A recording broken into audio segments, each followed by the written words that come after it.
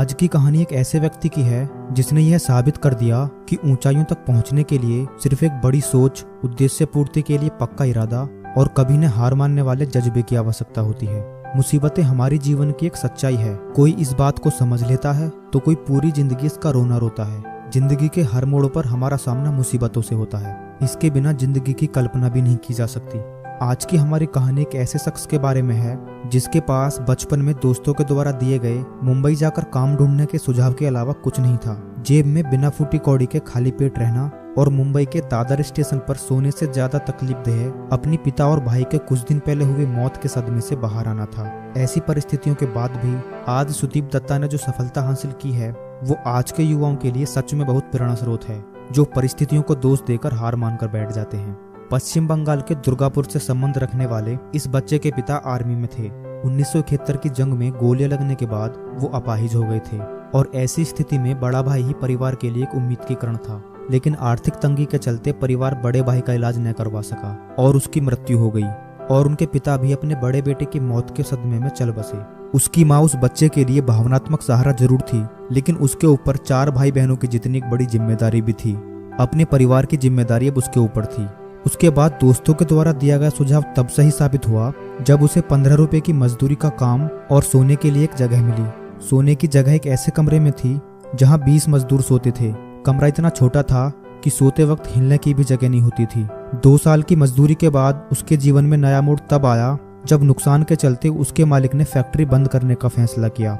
ऐसी कठिन परिस्थिति में नई नौकरी ढूंढने के बजाय फैक्ट्री खुद चलाने का फैसला किया और सन 1975 में अपनी अब तक की बचाई पूंजी और किसी तरह दोस्तों से उधार लेकर 16,000 रुपए इकट्ठा किए। फैक्ट्री खरीदने के लिए 16,000 की राशि बहुत कम थी, लेकिन सुदीप ने 2 साल का मुनाफा बांटने का वादा कर किसी तरह फैक्ट्री मालिक को मना लिया। सुदीप उसी फैक्ट्री का मालिक बन चुका था जहां कल तक वो सिर्फ एक मजदूर था। 19 साल का सुदीप, जिसके लिए खुद का पेट भरना एक चुनौती थी, उसने 7 अन्य मजदूरों के परिवार को चलाने की जिम्मेदारी ली।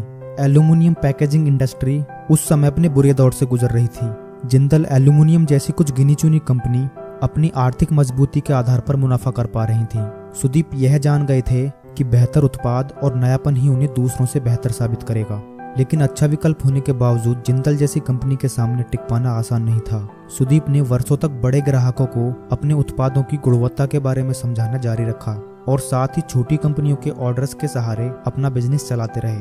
उनकी मेहनत तब रंग लाई जब उन्हें सन फार्मा, सिप्ला और नेस्ले जैसी बड़ी कंपनियों से ऑर्डर मिलने शुरू हो गए। सुदीप ने सफलता का स्वाद चखा ही था, लेकिन उन्हें आने वाली चुनौतियों का बिल्कुल अंदेशा नहीं था। उद्योग जगत के वैश्विक दिग्गज अनिल अग्रवाल ने इंडिया फॉयल नामक बंद पड़ी कंपनी खरीदकर पैकेजिंग क्षेत्र में कदम रखा। अनिल अग्रवाल और उनका वेदांत ग्रुप विश्व के चुनिंदा बड़ी कंपनियों में से एक रहे हैं और उनके सामने टिक पाना भी नामुमकिन सा लक्ष्य था। लेकिन वेदांत जैसी कंपनी से अप्रभावित रहकर सुदीप ने अपने उत्पादों को बेहतर बनाना जारी रखा और आखिरकार वेदांत समूह को सुदीप की दृढ़ता के सामने घुटने टेकने पड़े और इंडिया फॉयल कंपनी को सुदीप को ही बेचना पड़ा।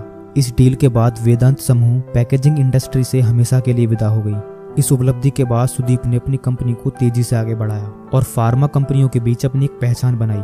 सन 1998 से 2000 तक उन्होंने 20 प्रोडक्शन यूनिट स्थापित कर दिए थे। आज सुदीप की कंपनी एसडी एल्यूमिनियम अपने क्षेत्र की नंबर 1 कंपनी है और साथ ही बॉम्बे स्टॉक एक्सचेंज और नेशनल स्टॉक एक्सचेंज की सूची में भी शामिल है। अपनी अभिनव सोच के कारण उन्हें पैकेजिंग इंडस्ट्री का नारायण मूर्ति भी कहा जाता है।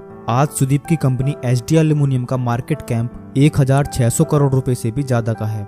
जीवन में बहुत कुछ हासिल करने के बाद भी सुदीप अपनी पृष्ठभूमि से जुड़े हैं। उनकी फैक्ट्री के सारे मजदूर आज भी उन्हें दादा कहकर बुलाते हैं। उन्होंने गरीब और जरूरतमंदों की सहायता के लिए सुदीप दत्ता फाउंडेशन की स्थापना की, जो ग्रामीण क्षेत्र के बेरोजगार युवाओं के लिए समय समय पर नए नए अवसर प्रदान करता है। दोस्तों, अक्सर देखा जाता है कि हम लोग अपने दुखों के लिए हमेशा आंसू बहाते रहते हैं और अपने अभावों को ही नसीब मानकर पूरा जीवन गुजार देते हैं। लेकिन कुछ लोग ऐसे भी हैं जो हालातों को अपना नसीब नहीं बनाते, बल्कि अपना नसीब खुद लिखते हैं।